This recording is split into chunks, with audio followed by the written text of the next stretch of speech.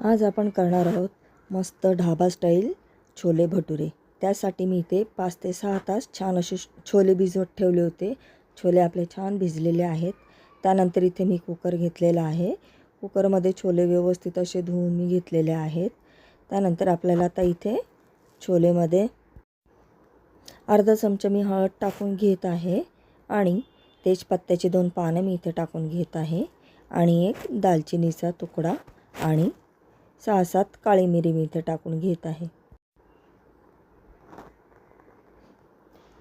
त्यानंतर व्यवस्थित असं आपल्याला हलवून घ्यायचं आहे आणि कुकरला झाकण आपल्याला लावून घ्यायचं आहे आणि 5 ते 6 आपल्याला त्याच्या शिट्ट्या करून घ्यायच्या आहेत।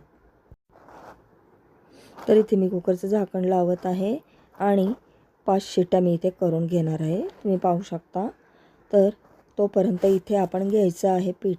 तर इथे मी साधारण 4 कप मैदा घेत आहे। 4 कप मैदा मी घेऊन तो व्यवस्थित असा चाळून घेत आहे।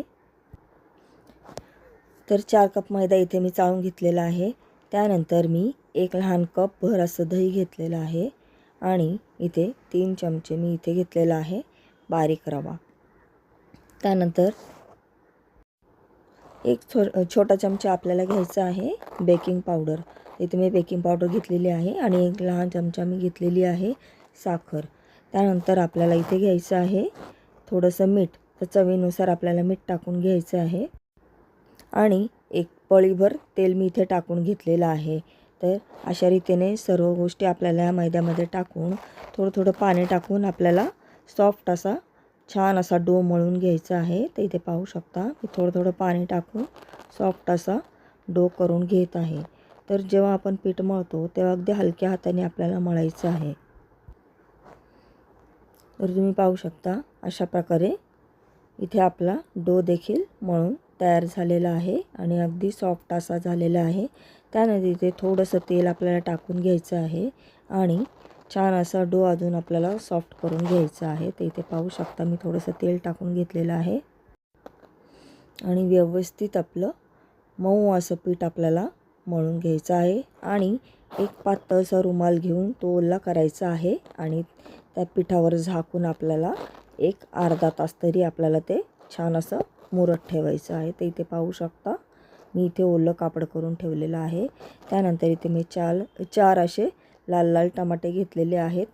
ते आता मिक्सरच्या जारमध्ये आपल्याला त्याची छान अशी पेस्ट करून घ्यायची आहे।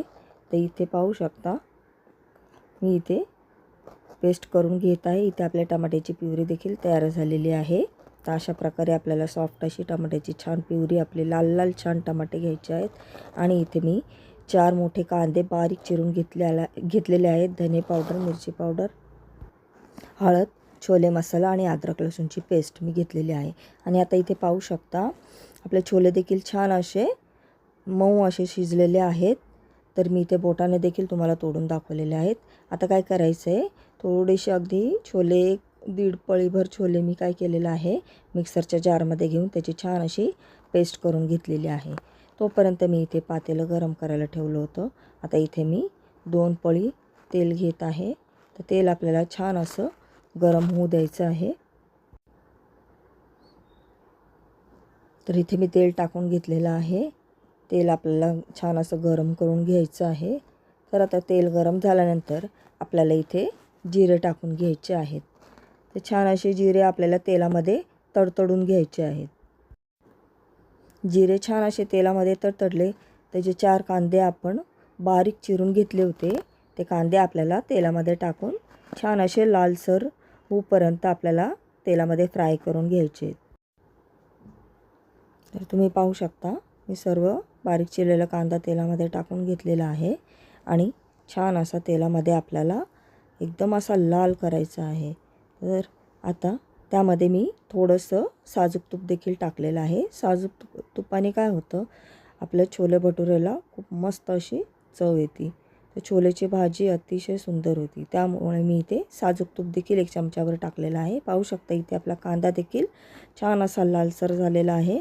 तर अशाच प्रकारे आपल्याला कांदा पूर्णपणे असा लाल करून घ्यायचा आहे। नंतर आपण जी टमाट्याची प्युरी करून घेतली होती ती टमाट्याची पेस्ट आपल्याला कांद्यामध्ये टाकून घ्यायचे आहे आणि छान असं आपल्याला परतून घ्यायचे आहे. आणि 1 लहान चमचा मी इथे घेतलेली आहे अद्रक लसूणची पेस्ट. तर तेलामध्ये या सर्व गोष्टी छान अशा फ्राय करून घ्यायच्या आहेत आपल्याला. जोपर्यंत या सगळ्या गोष्टींचा कच्चेपणा जात नाही तोपर्यंत आपल्याला तेलामध्ये भाजत राहायचे आहेत आणि अगदी मीडियम फ्लेमवर आपल्याला भाजायचे आहेत. आणि त्यानंतर आपण जे छोलेची पेस्ट करून घेतली होती मिक्सरच्या जारमध्ये, छोलेची पेस्ट देखील आपल्याला यामध्ये टाकून घ्यायची आहे. याने काय होतं की छोलेला छान असा घट्टपणा येतो, त्याची ग्रेव्ही देखील अतिशय टेस्टी अशी बनते. म्हणून मी छोलेची पेस्ट करून यामध्ये टाकलेली आहे. तर मस्त असं मीडियम फ्लेमवर आपल्याला सगळ्या गोष्टी व्यवस्थित अशा तेलामध्ये फ्राय करत राहायच्या आहेत. तुम्ही पाहू शकता किती सुंदर रंग देखील याचा चेंज झालेला आहे. आणि थोडंसं पाणी देखील मी टाकलेलं आहे. आणि त्यानंतर आपण जे सगळे ड्राय मसाले काढले होते ते सगळे ड्राय मसाले देखील यामध्ये आपल्याला टाकून घ्यायचे आहेत. आणि अशा प्रकारे आपल्याला व्यवस्थित ते एकत्र सगळं मिक्स करून आपल्याला ते तेलामध्ये असे फ्राय करून घेत राहायचे आहेत. आणि काय होतं, आपल्या छोलेला अतिशय अप्रतिम अशी चव येते. थोडंसं मी इथे मिक्सरच्या जारमध्ये पाणी घेतलेलं आहे ज्यामध्ये आपण टमाट्याची पेस्ट केली होती. तर अशा रीतीने इथे मी थोडंसं पाणी टाकून सर्व गोष्टी व्यवस्थित आपली तेलामध्ये परतून घेत आहे. तुम्ही पाहू शकता किती सुंदर आपली ग्रेव्ही आपली तयार होत आहे. किती छान अशी सगळ्या गोष्टींची एक पेस्ट तयार झालेली आहे. आणि सगळ्या गोष्टी अगदी छान अशा सॉफ्ट देखील झालेल्या आहेत आणि एकमेकांमध्ये मिक्स देखील झालेल्या आहेत. तर आपल्या छोलेला खूप अप्रतिम अशी चव येणार आहे. त्यानंतर मी इथे थोडं 1 मिनटं झाकण ठेवलेलं होतं. तर पाहू शकता किती सुंदर आपली ग्रेव्ही तयार होत आहे छोलेची. तर अशा प्रकारे तुम्ही ती फ्राय करत राहायची आहे. आणि आता इथे मी काय करत आहे, 1.5 मोठे चमचा मी इथे दही देखील ह्याच्यामध्ये टाकून घेत आहे. दह्याने छोलेला खूपच अप्रतिम अशी चव येते. तर तुम्ही देखील नक्की असे प्रकारचे छोले तुम्ही एकदा तरी करून बघा. तर मीडियम फ्लेमवरती आपल्याला मसाला असा छान फ्राय करत राहायचा आहे. तुम्ही जितका मसाला फ्राय करत राहाल ना तितके सुंदर आणि अप्रतिम भन्नाट असे आपले छोले होणार आहे. तर तुम्ही देखील अशा प्रकारे छोले नक्की ट्राय करून बघा. जोपर्यंत ना मसाल्याला तेल असं सुटत नाही ना तोपर्यंत आपल्याला मसाला छान भाजत राहायचा आहे आणि छान शिजून घ्यायचा आहे. तर पाहू शकता मी झाकण ठेवून पुन्हा एकदा मसाला छान फ्राय करून घेतला होता. तर किती सुंदर तेल देखील या ग्रेव्हीला सुटलेलं आहे आणि इथे आपली ग्रेव्ही देखील रेडी झालेली आहे.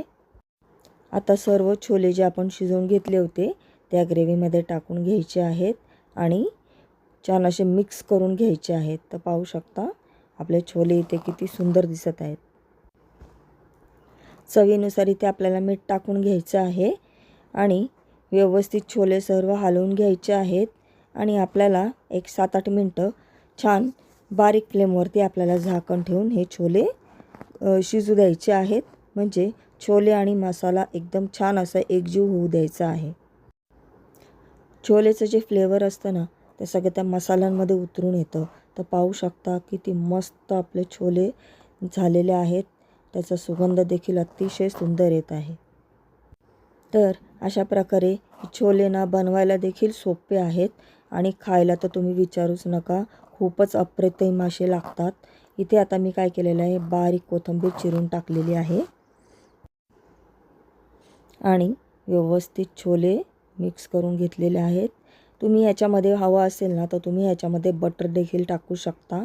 पण मी इथे ना साजूक तुपाचा वापर केलेला आहे. तुम्ही बटर जरी टाकलं ना तर बटरने देखील अप्रतिम तुमच्या छोलेला ना सुंदर अशी चव त्याच्यामध्ये उतरून येणार आहे. छोले तर आपले बनवून रेडी झालेले आहेत. आता करायचे आहेत आपल्याला भटुरे. तर काय झालं फ्रेंड्स, मी आधी 2 ते 3 भटुरे फ्राय करून माझ्या मुलीला दिले होते कारण तिला ऑफिसला जायचं होतं. तर हे भटुऱ्याचंच तेल आहे.